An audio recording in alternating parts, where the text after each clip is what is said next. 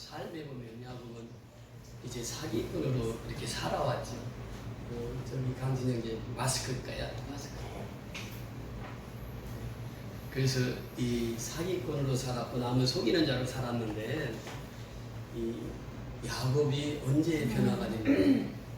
이제 삼촌 집에 가서 20년 동안 머슴을 살고 이제 12집 아들, 12아들들을 딸 비나는 데리고 이제 귀향하는 길에 야곱이 이제 에서의 소식을 듣죠. 형의 소식을.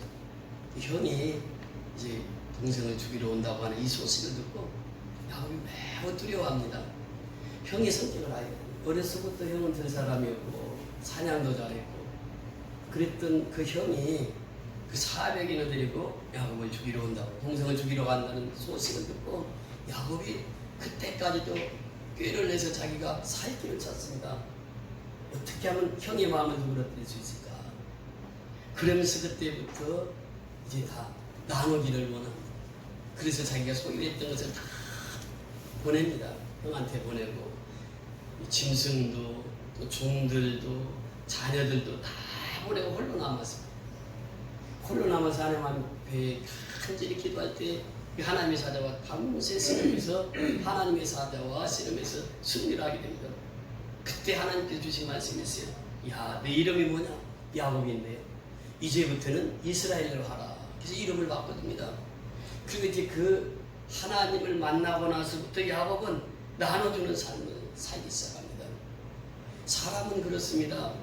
이 사람이 어려서부터 이 소유욕에 사로잡혀서 살아갑니다. 여러분은 아이들 2살이나 3살 정도 된 아이들 보세요. 그들은 잡으면 어디로 갑니까? 모든 것이 입으로 갑니다. 또 잡으면 입으로 가요. 이 소유욕이라고 하는 것은 어머니 뱃속에서부터 태어날 때부터 이 인간의 소유욕을 가지고 태어납니다. 그래서 태어날 때 손을 쫙 펴고 태어납니까? 손을 불끈 쥐고 태어납니까? 불끈 쥐고 태어나요. 내가 무엇인가를 가져야 된다고 하는 이것이 인생입니다. 그 일생 동안 그렇게 소유욕에 사로잡혀서 살아가는 것이 인간이에요. 그런데 하나님을 만나면 그때부터 어떻게 하느냐? 손을 핍니다. 나눠주기를 좋아해요. 섬기기를 좋아해요. 사랑하기를 좋아하는데 이 초대교회의 삶을 보면 그들이 성령을 받습니다. 성령을 받으니까 사람이 완전히 변화가 돼요. 그 이전까지만 해도 자꾸 움켜쥐고 살고자 했고 이제 무엇인가를 내가 내 것으로 만들어야지 속이 편하고 그랬는데 이제는 성령을 받고 나니까 자꾸 자기 것을 나눠주려고 하는 거예요. 이것이 뭐냐? 이 초대교회 생활입니다. 이 초대교회 핵심이 사도들의 가르침을 받고 그들이 이제 기도에 전혀 힘쓰면서 바로 행함으로 옮깁니다. 그러니까 이 행함이 얼마나 중요한가를 우리에게 보여주고 있는데 각 사람의 분량대로 나눠주는 거예요. 교회 속에서 나눠줍니다. 여러분 나눔의 축복이 얼마나 큰지 아십니까? 그런데 나눔의 축복은 인간 육신적으로는 이게 되지 않더라 그 말입니다. 성령이 내게 임해서 하나님의 영에 사로잡혀야 그때부터 나눈다고 하는 것이에요. 이 나눔의 축복은 성령이 내게 임해야 나눌 수 있다고 하는 것이에요. 이렇게 나누면 하나님께서 복을 주십니다. 여러분 보세요. 지금 이 나눔의 축복을 생각할 때마다 우리가 이스라엘의 지형을 통해서 우리에게 교훈을 주시는 것이 있습니다. 헐몬산이라고 하는 그 깊은 만년설이 있는 그 산에서 눈이 녹아서 내려옵니다. 그래서 그것이 흘러서 갈릴리 바다로 흘러내려옵니다. 갈릴리 바다는 살아있습니다. 거기는 베드로 고기도 있고 세상의 모든 각종 고기들이 거기서 다 삽니다. 왜? 물이 흘러가니까 사는 것이에요. 그래서 사해바다 보세요. 사해바다는 들어오는 물은 받지만 나가는 물이 없습니다. 그러니까 사해바다는 죽음 바다입니다. 그 사해바다는 죽음의 바다예요. 우리가 살아있다고 하는 것은 뭐냐? 흘려보내야 산다고 하는 것입니다. 내 것을 내 것만 가지고 이렇게 살아가는 사람은 그 생명이 살 수가 없다고 하는 것이에요. 내 생명이 살기 위해서는 흘려보내야 된다고 하는 것이에요. 여러분 보세요. 하나님의 사랑을 우리가 받았습니다.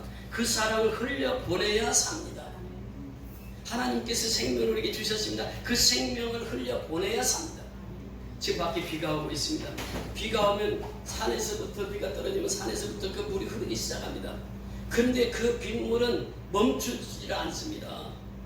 그 산에 떨어진 그 빗물은 계속해서 골짜기를 타고 흘러 어디로 갑니까? 바다까지 가는 거예요. 그 바다는 그 모든 것을 다 받아들입니다. 그래서 바다라고 하는 거예요. 그 바다는 염분 3%로 인해서 무슨 생물이든 그곳에 오면 다 살게 합니다. 이것이 바다의 원리예요.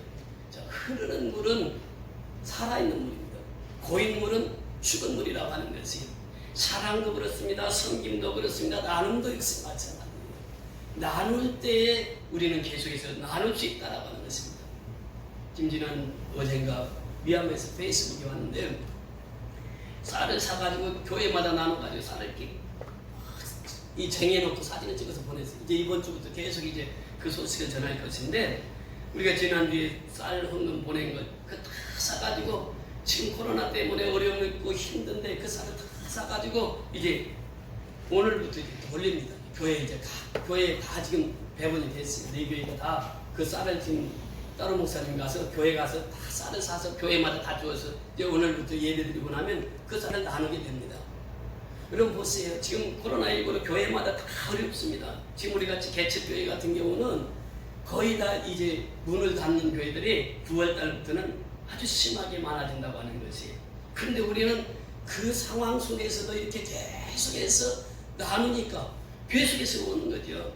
그 흐름의 법칙은 이게 나눔이 나눌 때 흐름의 법칙이 이루어진다고 하는 것이. 나누면 나눌수록 하나님께서 더 채워주신다고 하는 것이에요. 그런데 우리는 소유하기를 좋아한단 말이죠. 이 소유하기를 좋아하는 우리가 나눈다고 하는 것은 그만큼 신앙이 성숙되었다. 신앙이 자랐다. 그런 표현입니다. 그래서 이 초대교회는 나누기를 좋아했어요.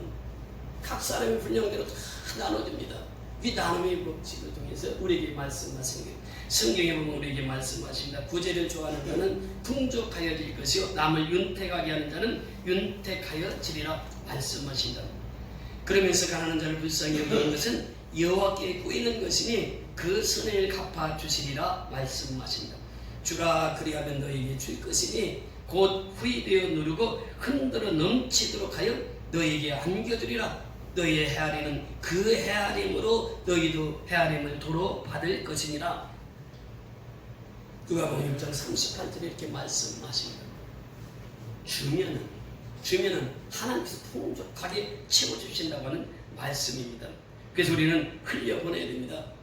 막혀서는 아니 된다고 하는, 계속 흘려보낼 때에 하나님께서는 생수와 같은 복을 주셔서 넘치는 복으로 채워주실 줄 믿습니다. 그래서 구약 성경에 보면 이렇게 말씀하시고 있습니다. 신명기 우리 같이 보시면 신명기 24장 19절부터 21절까지 말씀 같이 보십니다. 신명기 24장 19절부터 21절.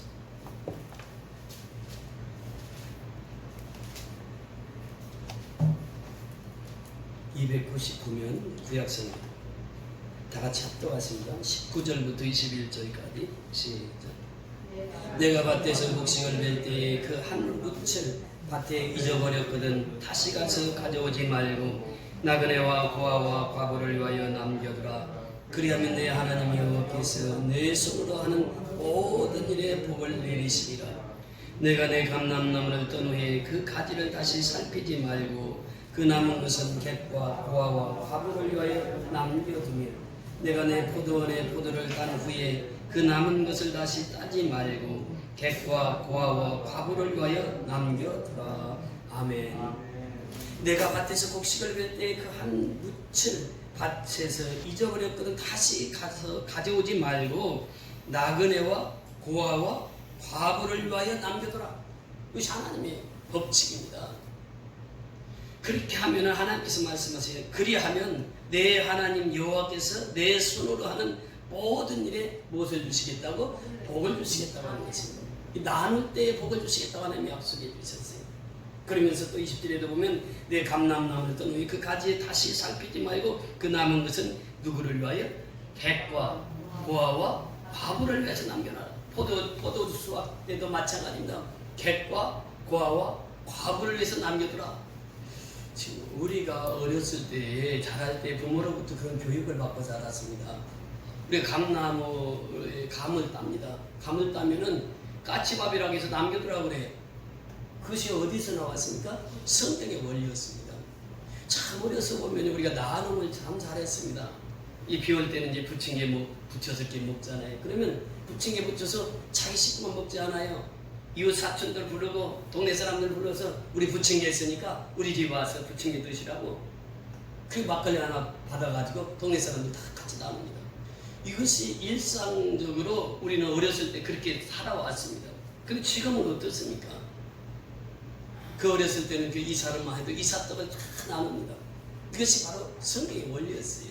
그러면서 밭에 소출할 때에 그 남겨두라. 또 추수할 때 남겨두라.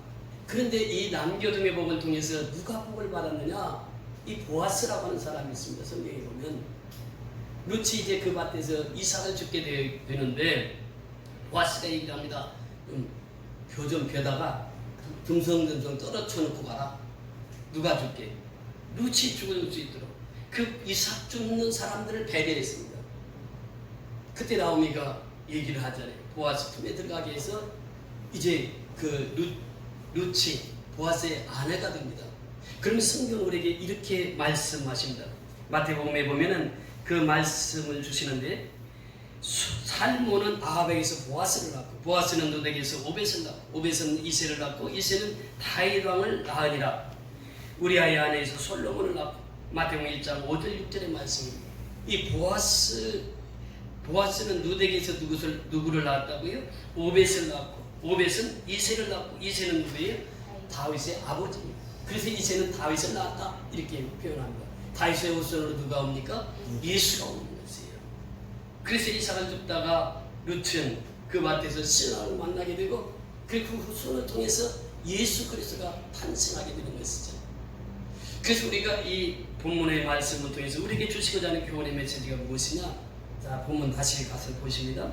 44절에 올라가서 보십니다. 44절 시작.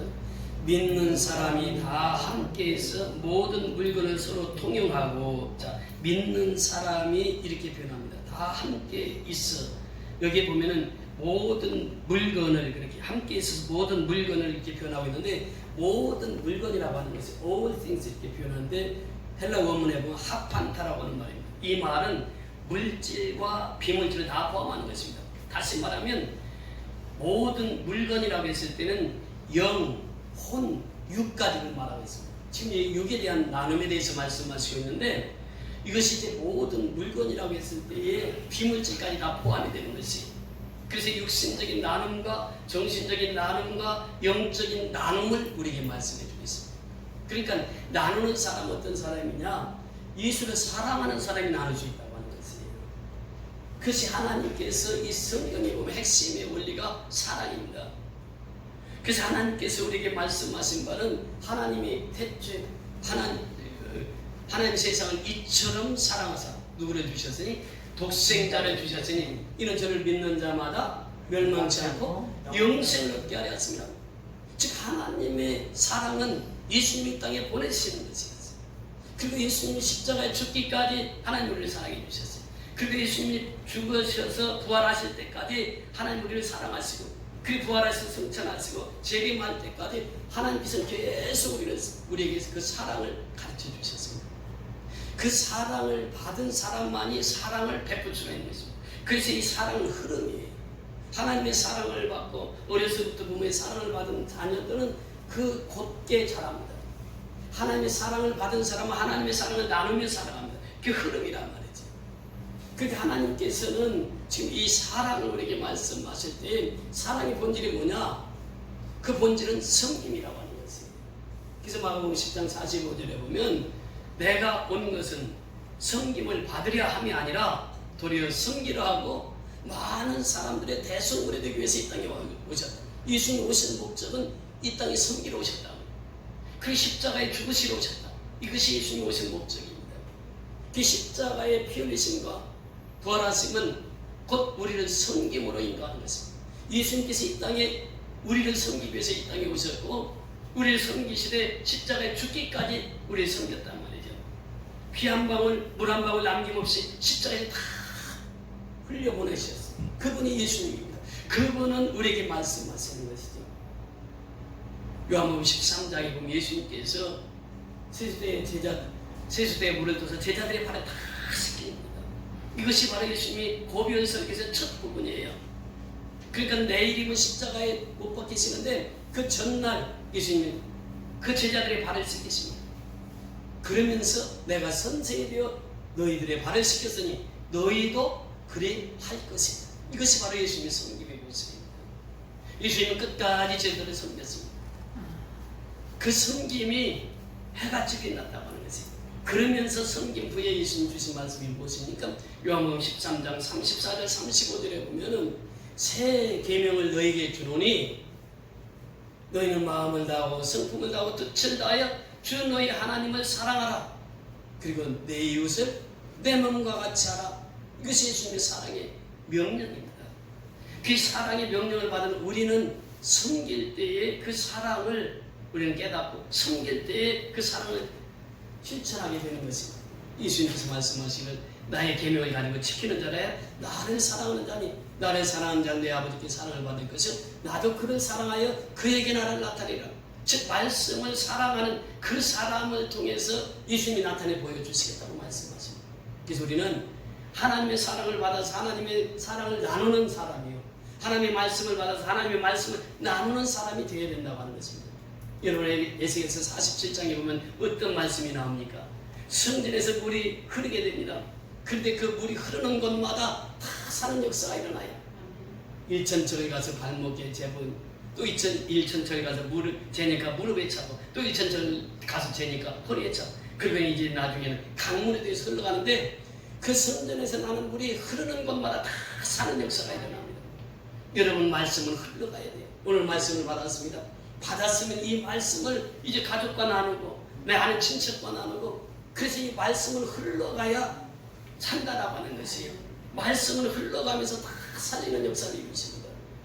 그래서 예수님께서는 이 말씀을 우리에게 주셨고 이 말씀을 통해서 살리는 역사를 우리에게 주셨다라고 하는 것입니다. 우리는 이 말씀을 먹고 살아가는 것입니다. 이 말씀을 먹고 영생에 볼 받는 것입니다. 이 말씀을 먹고 우리는 천국 가는 그날까지 예수님께서 지켜주시고 보호하시고 인도하시는 줄 믿습니다. 그래서 우리의 신앙은 말씀대로 말씀을 받아서 말씀을 흘리며 살아가는 그 삶이 돼 말씀을 나누며 살아가는 그 삶이 되어야 된다고 하는 것입니다. 우리 고민영기 집사님이 소천을 하셨습니다. 제가 이제 마지막 가서 신방할 때 그 집사님은 그 마지막 순간까지도 하나님을 섬기고 그 천국만을 그리워했습니다. 그 경은이가 그 얘기를 해요. 그 민지사님 그 아들이 아버지와 같이 병실에 있던 한 분이 신앙생활 잘했다고 합니다. 그런데 이 마지막 순간이 되니까 그렇게 입에서 욕을 하더라는 거예요. 그러니까 이 믿음을 끝까지 지키지 못하는 사람이 있습니다. 그 주의 종들도 역시 마찬가지예요. 예는 아닙니다. 그래서 우리가 믿음을 끝까지 지킨다는 것이 얼마나 중요한지 몰라요. 사도 바울이 디모데후서 4장 7절로 8절에 말씀하시기를 나는 선한 싸움을 싸우고 달려갈 길을 마쳤으니 그리고 나는 믿음을 끝까지 지켰으니 이렇게 표현합니다. 그러니까 믿음을 끝까지 지켜나가는 것은 내가 숨이 떨어지는 그 순간까지예요. 그 순간까지 내가 살아있는 그 순간까지 믿음을 끝까지 지켜야 된다. 그 집사님 항상 천국을 숨어요. 교식이 없을 때도 깨어나면 형아 여기가 천국이지? 깨어나면 천국이지. 그러니까 마지막 순간까지 천국을 삼하면서 갔어요. 그 소천하기 전날 가서 예배를 인도하는데 의식은 없다고 의사선생님이 얘기를 하세요. 그런데 가서 예배를 인도하는데 눈물이 양쪽 눈에서 탁 흘리는 거예요. 제가 그 눈물을 보면서 그분의 일생을 생각해요. 많이 배우시지도 못했어요. 그런데 그분이 하나님을 사랑하는 마음 누구보다도 크시고 하나님을 잘 섬겼습니다. 그 아내가 54세에 소천하게 돼요. 그 김매실 자매 그 당뇨로 인해서 마지막 가는 그 순간까지 그 과정을 제가 다 지켜보았잖아요. 세월원세에 가서 입원했을 때 마지막 소천하기 직전에는 가서 병원에 가서 피를 뽑으면 피가 빨간 게 아니라 검은 피가 나와. 그래서 제가 가면 항상 거기에서 그 자매를 가서 위로하고 신방할 때마다 항상 웃음을 잃지 않게끔 그렇게 마지막까지 하다가 54살에 소천하셨어요. 그리고 이제 홀로 살면서 농수산 시장에서 또 경비하면서 그래서 자녀 두 자녀를 다 대학까지 가르쳤습니다. 그러니까 자기 아내를 위해서 그렇게 헌신했고 두 자녀를 키우면서 자기 모든 영역을 다 쏟아요. 그러니까 이 암도 일찍 발견했으면 좀 더 사실 수 있었을지 모르는데 2년 전부터 그런 징조가 나타났어요. 식사를 제대로 못하고 그런데도 큰 병원을 가시질 않아요. 이번에 암으로 소천에서 작년에 잘 오셨습니다만 그분의 삶은 참 헌신적인 삶이었어요. 제가 늘 그분을 생각할 때마다 교회가 힘들고 어려울 때는 그분은 큰 헌금을 하셨습니다. 우리가 길바닥에서 예배당이 없어서 그렇게 어려움 당할 때 그에게 헌금을 하셨습니다. 또 여기 입당할 때 그에게 헌금을 하셨습니다. 그분은 많이 배워지시는 못했어도 하나님을 섬기는 열심은 누구보다도 강했습니다. 그래서 그는 하나님을 끝까지 마지막 순간까지 섬기다가 우리 곁을 떠났습니다. 그분을 생각할 때마다 제가 기억하는 것은 저희 40년 목회를 하면서 그분처럼 존경하는 분이 없었습니다. 그러니까 우리가 교회에서 수술하면 10만 원씩 나가지 않습니까? 그런데 그분은 50만 원 정했는데 또 권사님들이 우리도 더 해야 되겠다. 그래서 100만 원을 마련해서 그분에게 전달할 때에 그 마음이 얼마나 뜨거웠는지 모릅니다. 그분은 성도들에게도 존경받는 사람으로 살았지만 직장에서도 역시 마찬가지입니다. 경비를 하는데 그 아파트의 그 총책임자가 집사님은 평생 동안 하세요. 요즘에 경비가 한 절반으로 줄었습니다. 그런데 그분은 그 직장에서도 그렇게 신임을 얻어서 거기에서 이제 그런 인정을 받고 살게 되었다고 하는 것이죠. 이 초대교회 사람을 보면 그런 분들이 곳곳에 있었단 말이죠. 7 집사가 그랬고 그들을 통해서 초대교회가 세워지고 그들을 통해서 생명의 복음이 땅끝까지 전파되었다고 하는 사실입니다. 그래서 우리는 항상 이 나누기를 즐거워하는 사람은 그 사람은 살아있는 신앙생활을 하는 것이에요. 그러니까 야고보서 2장 26절의 말씀, 행함이 없는 믿음은 죽은 믿음이라고 말씀하십니다. 이 행함에 있는 믿음은 어떤 믿음입니까? 즐겨 나누기를 원하고 섬기기를 원하고 사랑하기를 원하는 이 사람들이 이제 바로 하나님께 사랑받는 사람이에요. 그 사람들을 통해서 하나님은 오늘날도 역사를 이루어 가시는 줄 믿습니다.